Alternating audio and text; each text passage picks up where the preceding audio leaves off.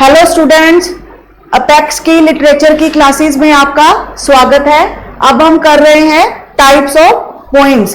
पहले देखिए sonnet. Sonnet क्या होती है?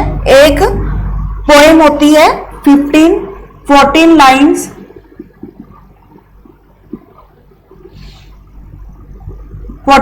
पोइम होती है। ये चल रही है from the late middle ages. काफी समय पहले से ये सोनेट पोइम जो है चल रही है। इसकी दो ओरिजिनल, जो अगर हम इसकी फॉर्म की बात करें, जो इसकी ओरिजिनल फॉर्म है वो है इटालियन सोनेट्स,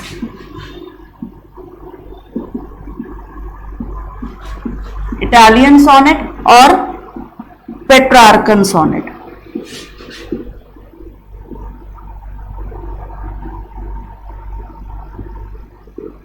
पहले देखिए, जो सोनेट है हमारी 14 लाइन पोइम होती है, जो कि काफी middle ages, late middle ages से काफी समय पहले से चल रही है। अगर हम इसकी पहले की फॉर्म की, ओरिजिनल फॉर्म की बात करें, इटालियन सोनेट या इसको पेट्रार्कन सोनेट बोलते हैं, और इसको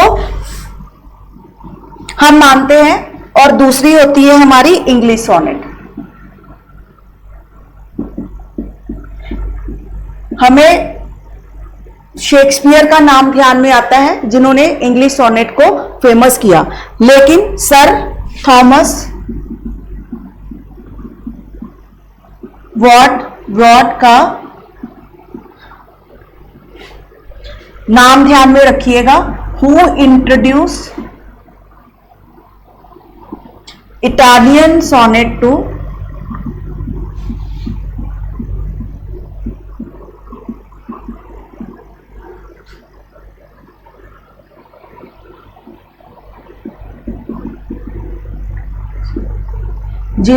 इनका नाम आता है, जिन्होंने सर थॉमस वॉट का, उन्होंने इसको इंट्रोड्यूस किया था इंग्लिश लिटरेचर में। अब देखिए दोनों में डिफरेंस क्या है, इटालियन सोनेट और इंग्लिश सोनेट में। इनमें राइम स्कीम का डिफरेंस है। मेजर डिफरेंस क्या है इसमें? Rhyme scheme. देखिए इसकी राइम स्कीम होती है A B B A C D E. Italian sonnet की राइम स्कीम होती है A B B A C D E 1 2 3 4 5 6 7 8 9 10 11 12 13 14। देखिए 14 लाइन में हो गई। और इंग्लिश सोनेट की राइम स्कीम होती है A B C D E F G. Last वाली दो लाइन जी। सोनेट में जो क्वेश्चन होता है उसी का मतलब बाद में उसमें उसकी प्रॉब्लम का सॉल्यूशन दिया जाता है। राइम स्कीम आपको क्लियर है? राइम स्कीम होता क्या है? कोई मतलब राइम स्कीम मैं थोड़ा सा आपको एग्जांपल्स के थ्रू बता देती हूं कि राइम स्कीम को हम क्या बोलते हैं। इसको देखिए, सोनेट पहले थोड़ा सा देख लेते हैं, साथ साथ नोट कर लीजिए। ये एक 14 लाइन पोएम है, जिसका कि ओरिजिनल जो लंबे समय से चल रही हैं उनको इटालियन सोनेट और पेट्रार्कन सोनेट बोलते हैं। अब जो हमारे टर्म चल रही है वो इंग्लिश सोनेट। इंग्लिश सोनेट मतलब ज्यादा पॉपुलर किया है शेक्सपियर ने, और सर थॉमस वॉट थे जिन्होंने इटालियन सोनेट को इनटू इंग्लिश लिटरेचर में पहले इंट्रोड्यूस किया था। राइम स्कीम, दोनों में राइम स्कीम का डिफरेंस है। जो इटालियन सोनेट है उसकी राइम स्कीम होती है A B B A C D E, और इंग्लिश सोनेट की राइम स्कीम होती है A B C D E F G. अब जो राइम स्कीम है उसको हम एक एग्जाम्पल के थ्रू समझते हैं। देखिए क्या होती है।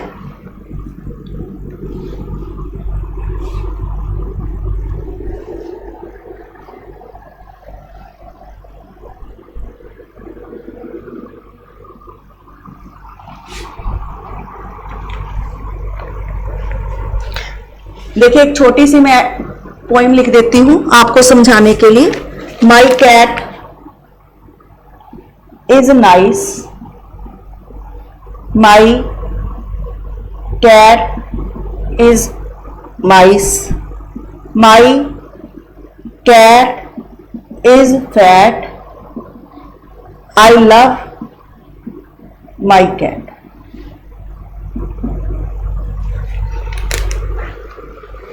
देखिए अब लास्ट वाला लाइन देखिए, राइम नाइस माइस, दोनों की मतलब मिल रही है, लास्ट वाली साउंड्स जो होती है वो मिल रही हैं, फैट और कैट की लास्ट वाली साउंड्स मिल रही हैं। तो देखिए ये सेम है तो इसको हम लिखेंगे ए ए, फैट और कैट की सेम है, इसको हम लिखेंगे बी बी। तो जो दो लाइंस की राइम साउंड सेम होती हैं उसी को सेम ए, माइस को भी ए, फिर ये अलग होगी इससे, इसको बी, फिर ये कैट की साउंड अलग होगी बी। तो ऐसे राइम स्कीम लिखी जाती है। जो जिनकी साउंड्स मिलती है उसको सेम अल्फाबेट से लिखा जाता है और जिसकी साउंड नहीं मिलती उसको अलग कर दिया जाता है। लाइक आई, अब मैं एक लाइन लिख दूं यहां पर, my cat is so sweet. अब इसकी देखिए लास्ट वाली साउंड किसी से रिजेंबल नहीं कर रही तो इसको मैं ना अल्फा लिख दूंगी इसके साथ सी। तो इसको इस तरह से हम राइम स्कीम बनाते हैं। तो ये है हमारी A B B A B B A, C D E, मतलब फर्स्ट और लास्ट, सेकंड और थर्ड, सी डी ई, यहाँ तीनों अलग अलग। ऐसे ही इंग्लिश सोनेट की A B, C D, E F और जी। इस तरह से राइम स्कीम को हम समझ सकते हैं। लास्ट वाला साउंड के साथ राइम किया जाता है, उसको सेम अल्फाबेट से लिख दिया जाता है। अब देखिए एग्जाम्पल देख लेते हैं इसकी। On his blindness, John Milton में उन्होंने मतलब एग्जाम्पल ले सकते हैं उनकी, अगर कभी आप पढ़ें जॉन मिल्टन की poem on his blindness.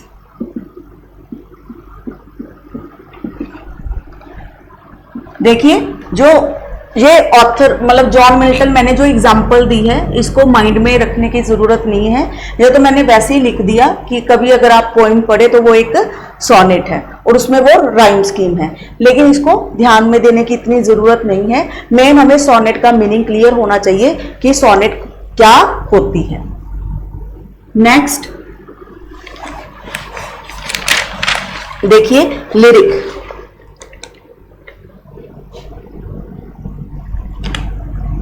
Next है हमारी lyric.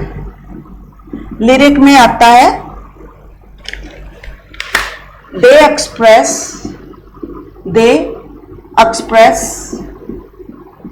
Personal intense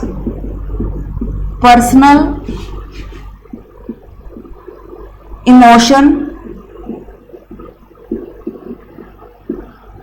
in the form of song. मतलब एक्सप्रेस करती है अपनी बहुत ज्यादा इंटेंस जो इसके इमोशंस होते हैं, अपनी फीलिंग्स होती हैं उस पोइम में, और इस पोइम को मतलब गाया भी जा सकता है, तो इसको हम बोलेंगे लिरिक। एडगर एलन की एग्जाम्पल देख लेते हैं। एडगर एलन अनेबल ली,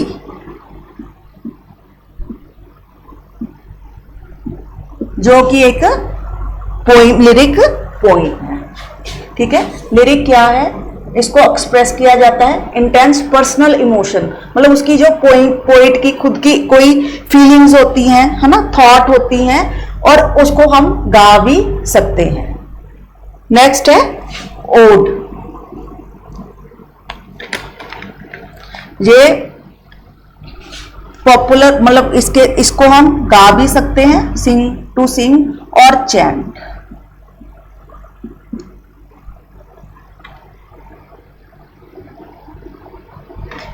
देखिए ऑड क्या है, इसको हम गा भी सकते हैं, सिंग भी कर सकते हैं। चांट का मतलब क्या होता है? आपने कभी किसी पंडित को श्लोक पढ़ते हुए सुना है? वो कितने लाउडली और कितने जोर से पढ़ते हैं। तो चांट का मतलब होता है ऐसे, जैसे हम श्लोकों को, ग्रंथों को पढ़ते हैं, ओड को गा भी सकते हैं और चांट भी कर सकते हैं। इसमें क्या होता है? Also belongs to lyric poetry, originally, मतलब इसको लिरिक पोइट्री के सेंस में ही देखा, मतलब साथ में वैसे ही होती है। बट ओरिजिनली, अगर ओरिजिनली की बात करें,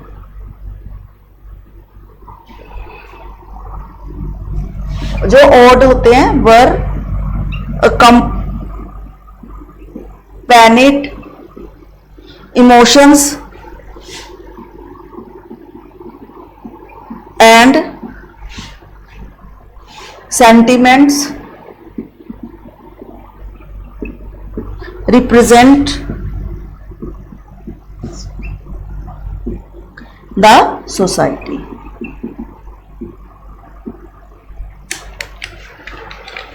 मतलब जो ऑड है हमारी, इसको गा भी सकते हैं और चैंट भी कर सकते हैं, और ये लिरिक पोइट्री के सेंस में ही होती है। जो ओरिजिनली अगर हम ओड्स की बात करें, देवर इमोशंस जो होते हैं पोइट के, सोसाइटी के, जो उस समय की सोसाइटी को रिप्रेजेंट करते हैं, उसको हम ओड में वो पोएम के थ्रू रिप्रेजेंट करते हैं। ये हो गया हमारा ओड। नेक्स्ट देखिए,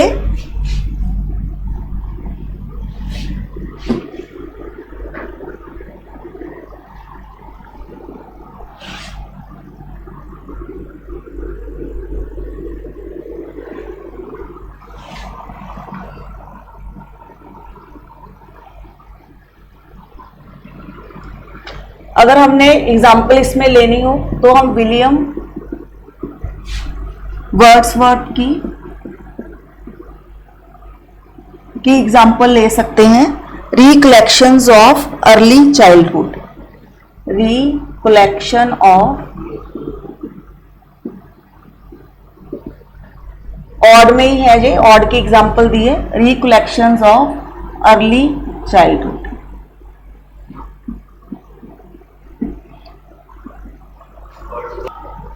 नेक्स्ट देखिए इलेजी, इसमें होता है अ फ्यूनरल अ सॉन्ग, या इसको हम सैड सॉन्ग कह सकते हैं। इसको याद रखने के लिए, जो कि written to mourn the death of someone who is very personal,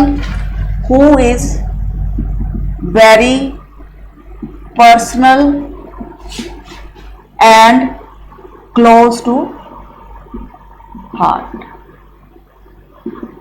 मतलब ये एक सैड सॉन्ग है जो कि शोक सभा में किसी को संबोधित स्पीच देते हुए ये गाया जाता है। और नेचुरली बात है, हम श्रद्धांजलि किसको देंगे? जो हमारे बहुत ही पर्सनल हो और करीब हो। इसका ओरिजिन रोमन्स एंड ग्रीक्स में हुआ था, रोमन एंड ग्रीक में हुआ था ओरिजिन एलेजी का। नेक्स्ट,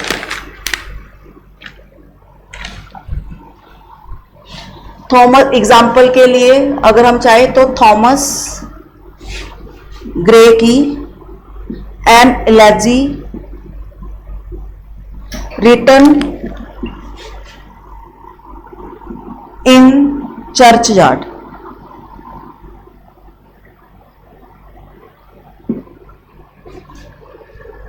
एलेजी क्या है? एक सैड सॉन्ग है जो कि शोक सभा में किसी, मतलब श्रद्धांजलि देने के लिए बोली जाती है। ये एक सॉन्ग होता है जो कि उस पर्सन के लिए बोली जाती है जो हमारे हर्ट के बहुत करीब होता है।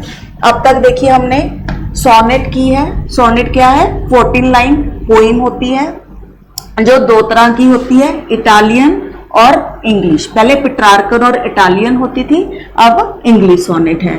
इनमें राइम स्कीम का डिफरेंस है। ऑड में क्या होता है, ये एक मतलब और एक तरह का क्या होता है, मतलब जिसको हम गा भी सकते हैं और चैंट भी कर सकते हैं। इलेजी क्या है, एक सैड सॉन्ग है। आप देखिए इडल,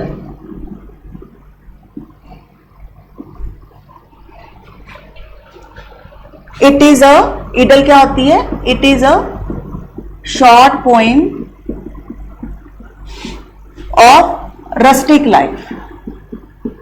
बहुत ही शॉर्ट होती है, कौन सी लाइफ पर होती है, रस्टिक।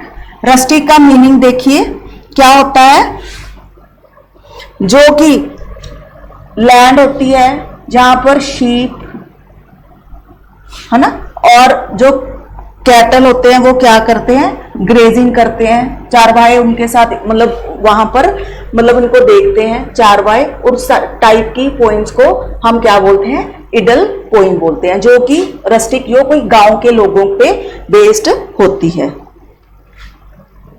एग्जाम्पल के लिए इसको हम शॉर्ट पेस्टोरल पोइम भी बोल सकते हैं।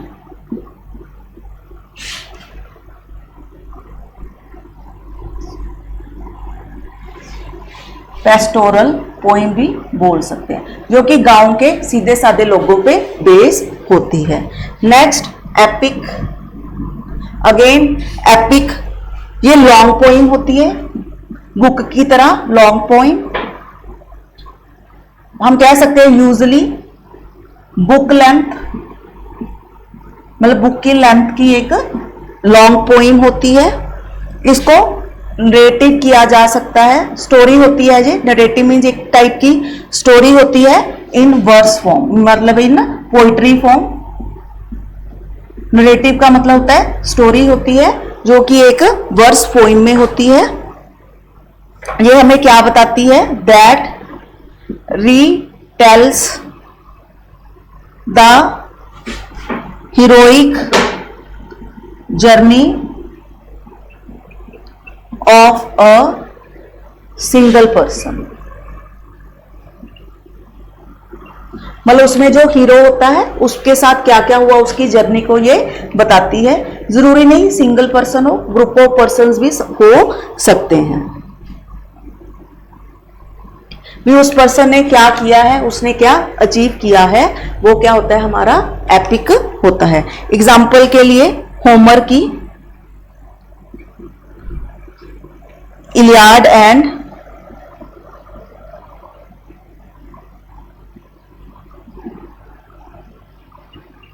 ओडिसी, ये क्या है, एक एपिक पोइम है।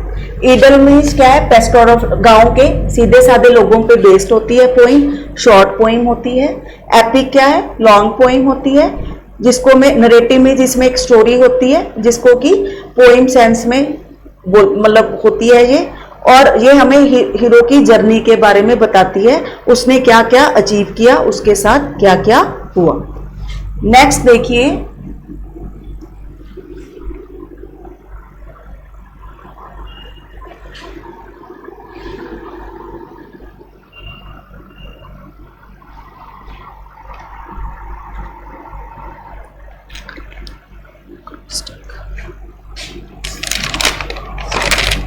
Acrostic.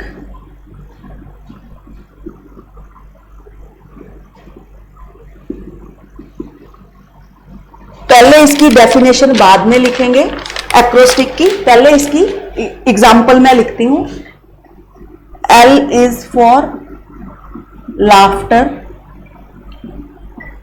O is for optimism, V is for value, E is for eternity। देखिए आप इसकी डेफिनेशन देखिए। इट इज ए पोइम, ये एक पोइम होती है इन विच फर्स्ट, लास्ट या कोई भी लेटर हो सकता है, or other letter in a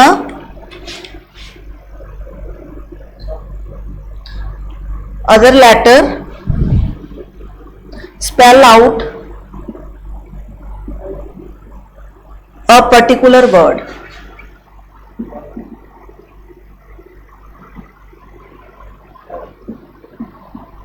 मतलब एक पोइम होती है एक्रोस्टिक, जिसमें कि कोई भी हो सकता है, चाहे फर्स्ट हो, लास्ट हो, मिडल वाला हो, उसको कि हम जोड़कर एक वर्ड बना सकते हैं। देखिए ये पोइम है एल, एग्जाम्पल के लिए इसका फर्स्ट लेटर है LOVE, ये क्या बन गया, पर्टिकुलर वर्ड बन गया लव। ये इस तरह की एक शॉर्ट पोइम होती है जिसमें कि हम चाहे फर्स्ट हो, मिडल वाला हो या कोई भी लेटर हो पोइम में, जिसको कि हम स्पेल आउट करके एक पर्टिकुलर वर्ड बना सकते हैं।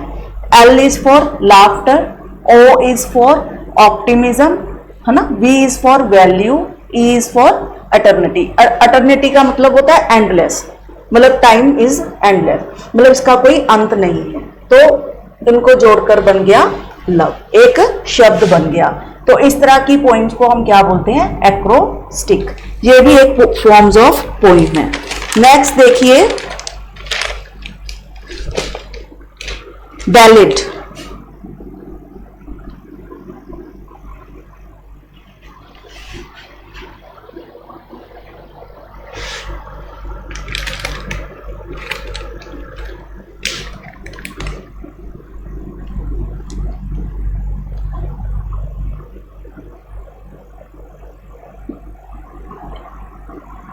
इसकी भी प्रिंसिपल फॉर्म है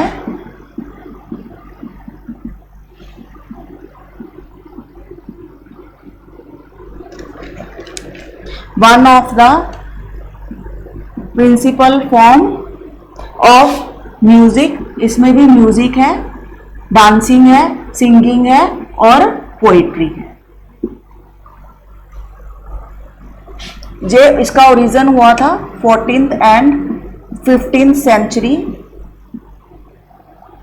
इन फ्रांस। फ्रांस में इसका ओरिजिन हुआ था। बैलेड क्या है, ये भी एक तरह से लिरिक है।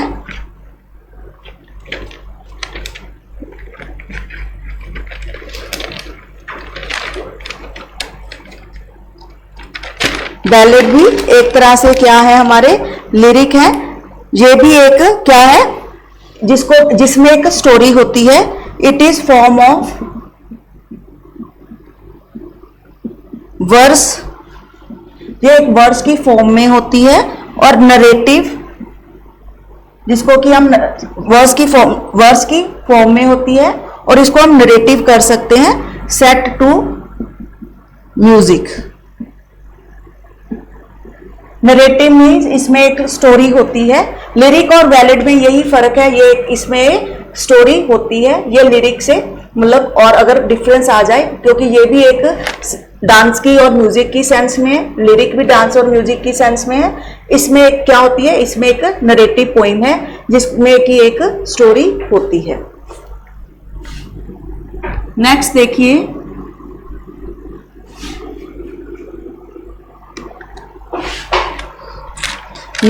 हमारी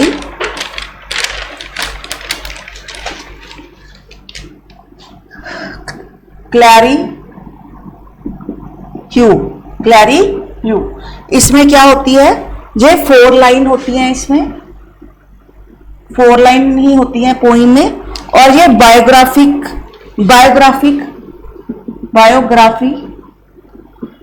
पोइम होती है। 4 लाइन होती हैं और बायोग्राफिक पोइम होती है। बायोग्राफी मीन्स किसी की जीवनी पे ये बेस्ड होती है।